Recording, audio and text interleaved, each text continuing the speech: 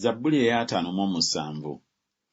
Onsaasire, Ayi Katonda, onsaasire, kubanga emmeeme yange yeeyuna ggwe.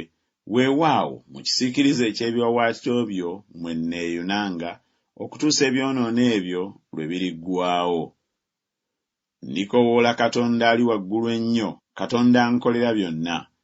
Alituma ng'ayima mu ggulu n'andokola, oyo ayagala okummira bw'anvuma. Katonda alituma okusaasira kwe n'amazima ge. Emmeeme yange eri mu mpologoma, ngalamiddemu abo abaaka n'omuliro, be baana b'abantu.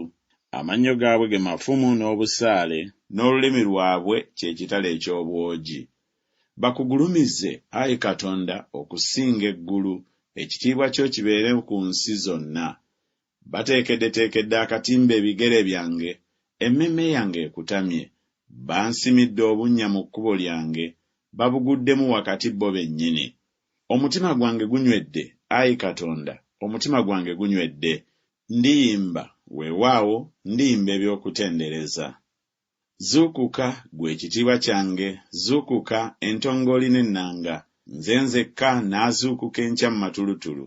Ndikwebaliza ggwe, Ayi Mukama mu bantu. Ndiyimba eby'okukutendereza ggwe mu mawanga. Kubanga ekisa kyo kingi kituuka mu ggulu, n'amazima go gatuuka mu bbanga. Bakugulumize, Ayi Katonda, okusinga eggulu, ekitiibwa kyo kibeere ku nsi zonna.